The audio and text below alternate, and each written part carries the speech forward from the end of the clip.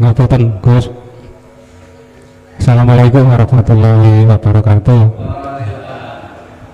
Nyuwun tanggap, apakah orang yang sudah meninggal arwahnya itu bisa melihat orang yang masih hidup?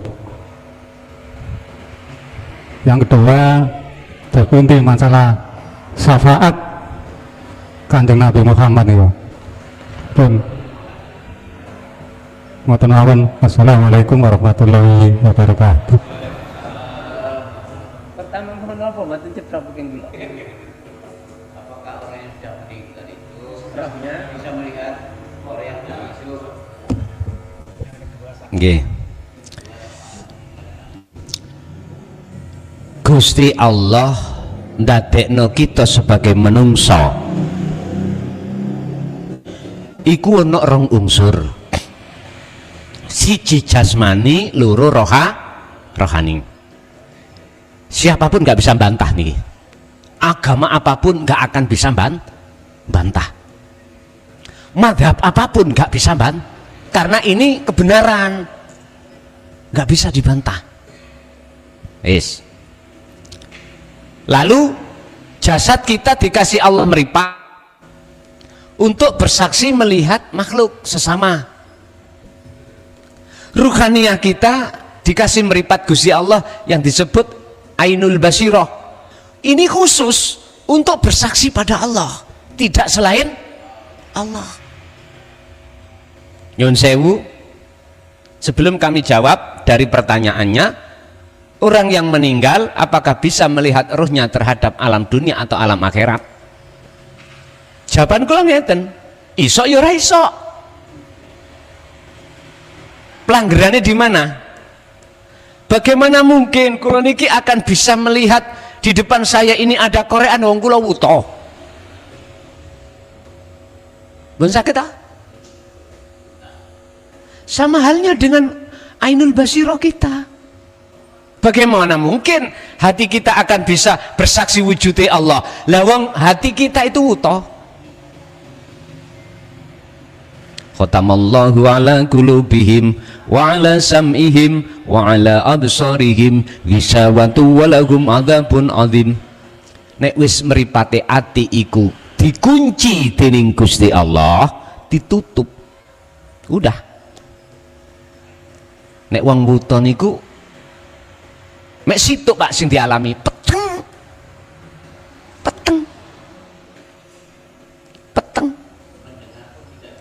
Mendengar pun nggak bisa, kalau ngomong telinga berarti budek.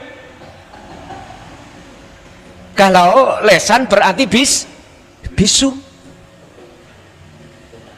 Allah kan sudah sampaikan dalam surat Al-Isra ayat 72.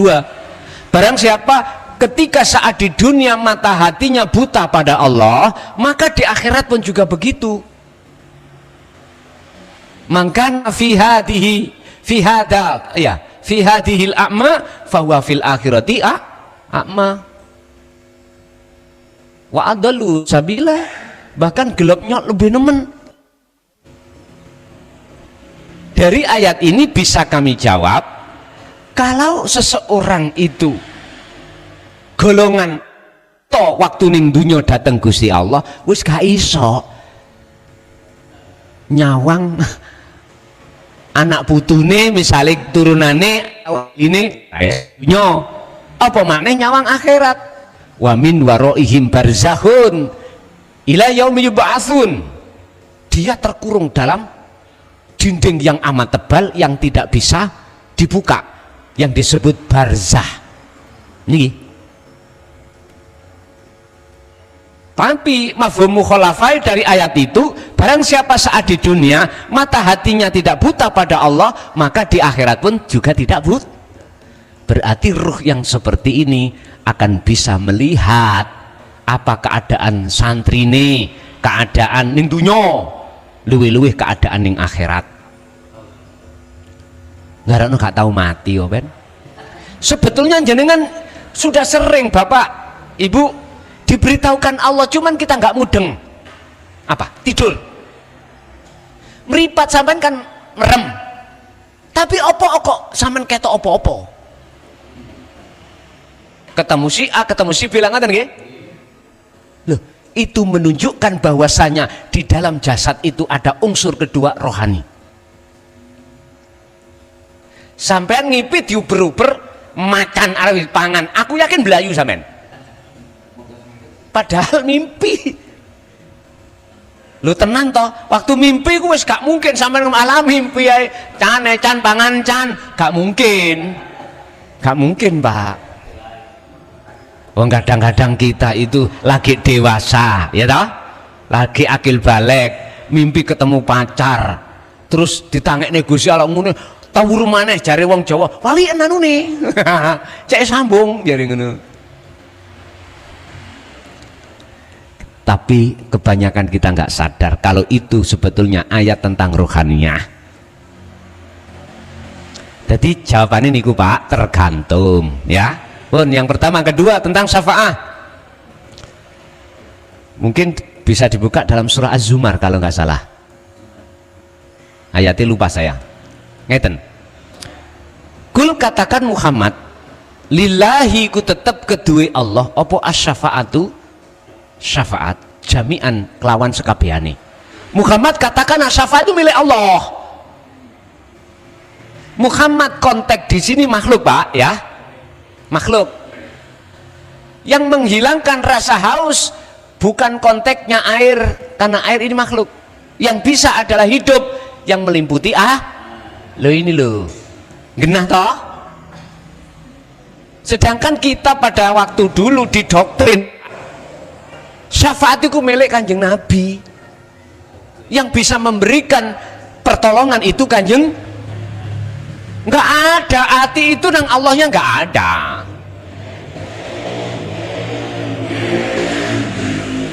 Makanya lewat mimbar ini saya tegaskan, surat Az-Zumar tadi nggak salah ya, Az-Zumar apa Al-Qasas saya lupa. Ini mengatakan bahwasanya iman sampai wajib tentang syafaat itu milik.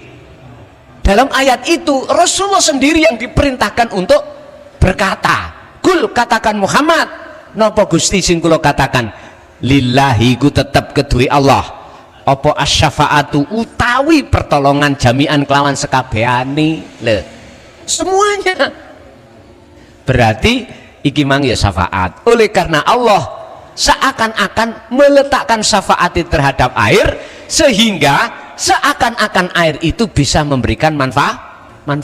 Sama syafaat itu milik Allah, seakan-akan ditaruh datang Kanjeng Nabi Muhammad itu loh Pak, seakan-akan Nabi Muhammad bisa mensyafaati. Makanya tergantung kita memandangnya kemana, bersaksinya kemana. Wonten meriku nek kulon jawab syafaat secara syariat memang makhluk Kanjeng Nabi ya dah, tapi nek secara hakikat yang memiliki adalah Allah. Oke?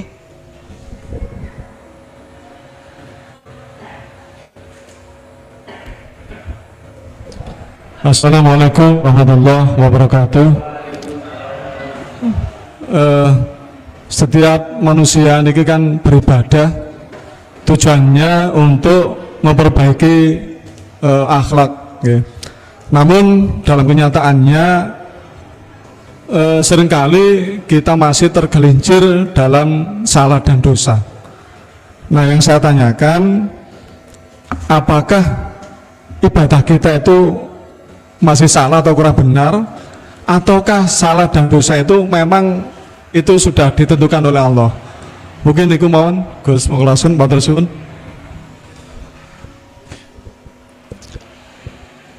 Ada seseorang yang tidak mengerti, lalu dia itu melanggar aturan ya. Dia nggak ngerti kalau ini larangan. Itu bisakah dikatakan salah? Jawabannya ada dua Pak. Pertama maklum, kedua salah. Bagaimana? Dikatakan maklum kalau mengertinya saat itu juga sebab dikandani. ini maklum berarti tidak mengandung dosa. Yang kedua, dikatakan salah. Sebab apa? Dia sudah mengerti nggak boleh kok ya diterjang.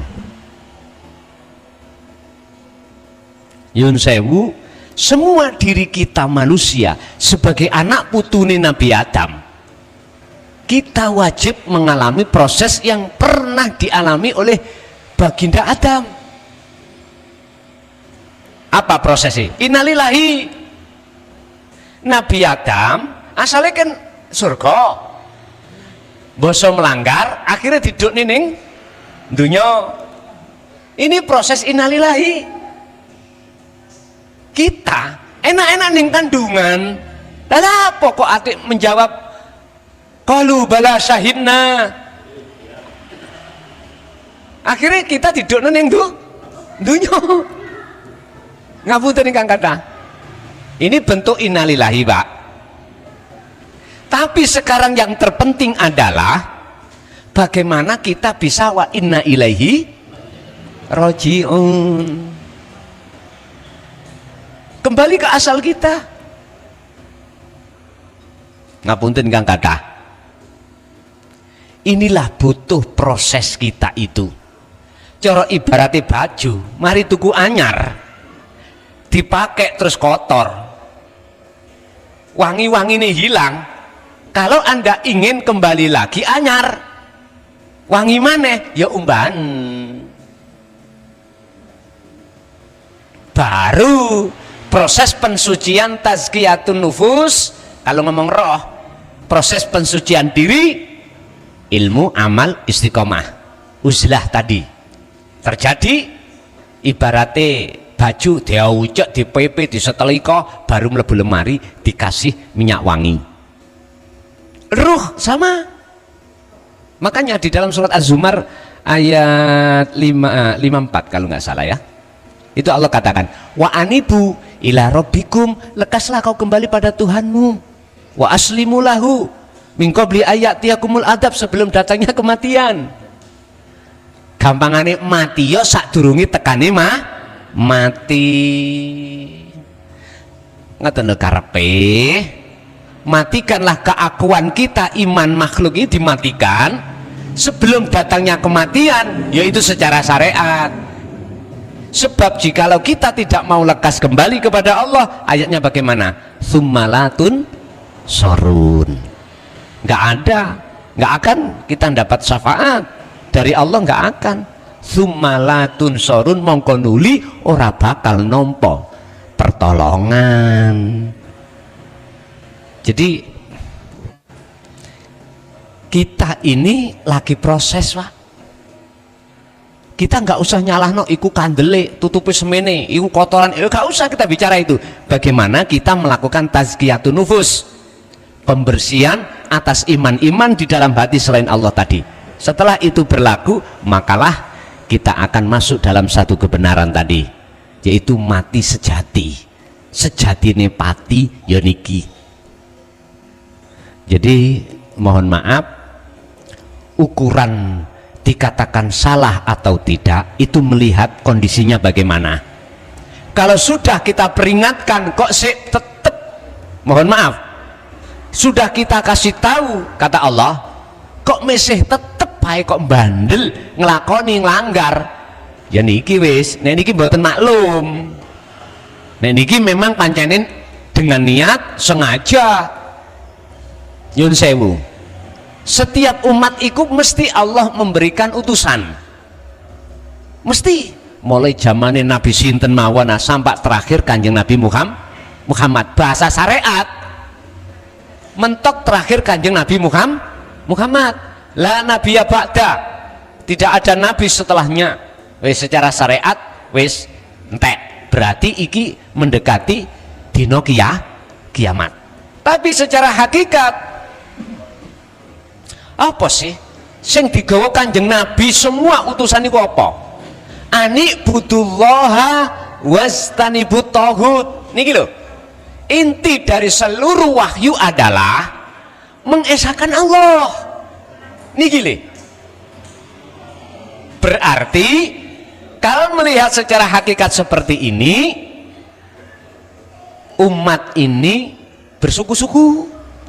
Berarti Gusti Allah akan ngutus satu utusannya yang disesuaikan dengan suku itu masing-masing, dengan alasan supaya gampang dipaham, mudah dipahami apa bahasa yang disampaikan. Ibaratnya wong Amerika ya jelasnya utusannya iku berbahasa Amerika. Kalau Ameriki bahasanya ya Ameriki. Ngaten lah. Jelas nggih? Nggih.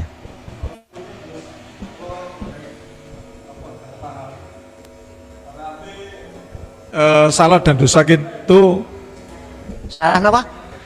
berarti salah dan dosa kita itu apakah memang itu sudah ditentukan oleh Allah ataukah Gini. kita bisa? Ini. Padahal sanjangan kita manusia kan nggak bisa apa-apa, yang menggerakkan kita itu kan Allah. Nah ini mohon penjelasan Ngeten. Ibu. Kantun kita memandang dari kacamata mana? Kalau kacamata syariat mesti mengaitkan usaha ikhtiar kita. Kalau kita memandang kacamata hakikat, semua karena Allah, sudah ditetapkan oleh Allah. Lu kalau begitu, misalnya yang ini ya, wis aku tak laku maksiat wis ketetapannya, setan delok hatimu iku nanti. Kalau hati kita itu, mohon maaf, sudah kefanaan selain Allah, sah. Mengapa saya katakan sah? Dan saya katakan tidak salah. Bagaimana makhluk yang sudah fana kita katakan salah? Bagaimana kita katakan dia itu melakukan? Wong makhluknya sudah paham ya? Berhubung kita memakai kacamata syariat itu loh, akhirnya kita makhluk ngaku. Letak pengakuan ngaku-ngaku inilah Bapak Ibu yang menjadikan munculnya satu persoalan. Ingat, Gusti Allah itu la syarikalak, tidak berserikat dengan apapun dalam hal melakukan berhubung kita memandangnya saking kacamata syariat, muncul makhluk. Wis akhirnya apa? Khilaf persulayan, tidak menjadi umatan wahidah. Berarti mitul kacamata ya disebabkan karena manusia. Kalau secara hakikat kok si panggah membawa manusianya ketemu Pak, kita menyamakan dengan Allah, menyamakan sesuatu derajatnya dengan Allah. Ada ayat mak, ada ayat surat apa saya lupa, nanti dicari. Jikalau itu baik datangnya dari Allah, jikalau jelek dari nafsumu sendiri, berarti ada penguasa ganda. Mimpi turut hukum hakikat, mboten angsal. Tapi nek menurut bahasa syariat mboten napa-napa, karena memang mandangnya loro. Sebab anane kita, adanya kita makhluk asalnya tidak ada, ikut diadakan oleh yang ada. Akhirnya kita merasa ada. Kalau kita sudah merasa ada, sampai kapanpun Anda tidak akan pernah tahu siapa sebetulnya yang ada. Dijekno tentang sifat wajib Allah, wujud kita kok pertama wujud sifat nafsi wajib Allah, lawan katanya Adam tidak wujud, ikut dadi sifatnya wajib menungso. Mboten saged dong, mboten saged. Dadi niku Pak, niku wau melihat kacamata mana, karena kita itu secara syariat ada terbebankan tentang masalah ikhtiar dan usaha. Berarti tatkala kita kecemplung rokok ya memang karena perilaku kita sendiri. Kalau kita masuk surga karena pertolongan Allah, iku syariate ngoten. Hakikate wong nek hakikat iku apa to Pak? Sudah kefanaan selain Allah, murni sudah. Tapi angel lho niki, ngomong gampang. Coba ayo dipraktek nih. Tapi ngeten Pak, jangan pernah kita itu putus asa walaupun itu berat. Ingat, seberat apapun persoalan, jikalau ini tetap kita latih, akan menjadi ringan. sebab kita manusia butuh proses masing-masing. Tersudi sudah bisa diterima? Monggo. Kasih wonten.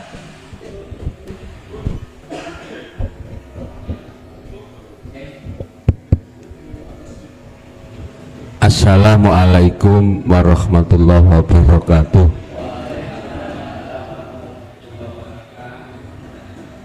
Pertanyaan Gus ben gamblang, ujung-ujungnya kewajiban kula jenengan seistilahipun belajar ngoten. Pertanyaan sepindah sing kula pirengaken keng awal ngantos akhir pemahaman kula ben waget gamblang. Setiap pembelajaran awal yang perlu kita tahu mana diri asli, mana diri palsu. Man arafa nafsah faqad arafa rabbah. Selama niki anggapan kula kiambak diri palsu tubuh badan jasmani, diri asli rohani. Sementara di antara tubuh badan jasmani dan tubuh badan rohani, di situ ada tengah-tengahnya namanya jiwa. Termasuk jiwa itu masuk ke rohani apa jasmani? Pertanyaan kula. Yang pertama. Lalu yang kedua, masalah nguripke barang sing urip yang ada di dalam diri. Gelem gak gelem harus melatih, paling gak kita harus menjauh dari semua makhluk apapun. Berarti paling enggak istilahnya topo broto kholwat itu suatu kewajiban apa memangnya ada penawaran lain walaupun enggak lewat kholwah, lewat entah rekreasi entah kemana apa bisa keringanan, apa memang memang harus merasakan urip sak temene urip sangka Allah wajib kholwat. Lalu yang terakhir, selama ini memang yang paling sulit di dalam konteks perjalanan hidup, masalah ngendikan mudah, tapi praktek realitas nyata dalam harian kula jenenganku selalu terpontang-panting. Masalah napa sing jelas memangnya masalah apapun hati Baitul Muharram apapun jono barang sing masuk selain Allah. Tapi fakta setiap hari kita masuk di wilayah Allah. Untuk sementara ngaten ingkang waget kula pertanyakan, mudah-mudahan dari jawaban jenengan waget gamblang untuk mempermudah jalan kami untuk astu nuju datang Allah Subhanahu wa taala. Walaupun toh tiap hari rasa percayaku kabeh tak pasrahno Allah, tapi tiap hari pun selalu bertentangan antara diriku sama yang memberi hidupku. Matur nuwun, akhir kalam. Wassalamualaikum warahmatullahi wabarakatuh. Waalaikumsalam warahmatullahi wabarakatuh. Jane nek kula angsal sanjang, kita itu secara sistem ilmu sudah paham, gitu? 25 tahun Pak saya mentaburkan benih niki lewat dakwah nih, kan sudah cukup lama. Sudah cukup lama banget. Untuk menjawab 1 dan 2 tadi, kesimpulannya cuman udhkurullaha dzikron katsiran fasabbihuhu bukratan wa asila. Hukume kholwat iku wajib hanya bagi orang yang ingin bertemu Allah. Cukup. Secara sistem keilmuan wis mutah-mutah. Lho estu. Sehingga kula sangat setuju sekali umpama ngajine tauhid itu ditutup blek, ditutup dimanapun ditutup, tak perlu supaya kita itu mentingno kholwat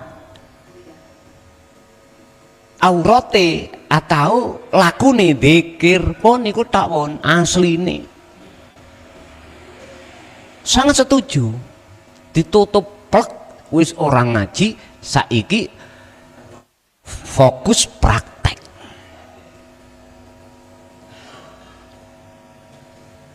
Sebab ini ngilmu niki tidak akan pernah bermanfaat ora ana guna lan manfaate tatkala kita mung paham saja. Jikalau tidak kita dorong dengan khalwat, dan ini akan justru yahjubuhum bi'ulumihim, kefahaman itu akan menutupi antara ruh dengan Allah. Akhirnya napa? Digawe pinter-pinteran nanggone grup, digawe bantah-bantahan. Lho nggih. Makanya saya sendiri, mengapa nek dilebokno grup langsung kula keluar, grup keluar. Krana kula niki wis kakean WA. Wis mboten sempat sing WA pribadi mawon mboten sempat jawab. Lho estu. Dikron kathiran, dikon ngekehno kholwat lewat dikir niki. Fasabbihuhu bukrata wa asila, kudu fokus bebersih diri. Pun ngaten niki. Makanya umpama kompak ya, wong sak Indonesia kompak. Gus ngajine prei sekarang fokus kholwat. Senang matur suwun. Sip. Lu kholwate lu sampean isok qiyamah wa qu'udan wa ala junubihim. Diluwonggarne Allah. Gak iso ambek ngadeg, lungguh. Gak iso ambek lungguh, ambek berbaring. Surat Ali Imran ayat 191. Longgar. Nek tak terjemahno secara umum, ya. Khalwat iku ya. Gak mung sampean kali kula niku gak ketemu wong tok. Mboten. Ketemu wong ya iso khalwat. Karena di tempat sepi maupun di tempat rame ning kuno ya ana Gusti Allah. Cuman lebih berat ketemu wong. Lho ngoten lho. Makanya mengapa sih tak kongkon sing gone sepi mang 1 minggu dijogok 1 untuk melatih. Untuk melatih memangnya. Nggih, Bapak Ibu. Jadi kula mung pesen mek ngeten tok. Mumpung kula durung bongko ya. Kita ditunggu kematian. Jangan pernah berpikir bahwasanya selain Allah itu bisa menolong kita. Jangan pernah berpikir. Jangan pernah berpikir semua apa yang terjadi, hal apapun itu ada selain Allah. Jangan. Sebab kalau kita punya zon, punya pikiran selain daripada hidup kang sejati yang agawe, inilah yang akan merusak iman kita, dan inilah yang menggandoli kita nggak lekas-lekas bisa sampai pada Allah.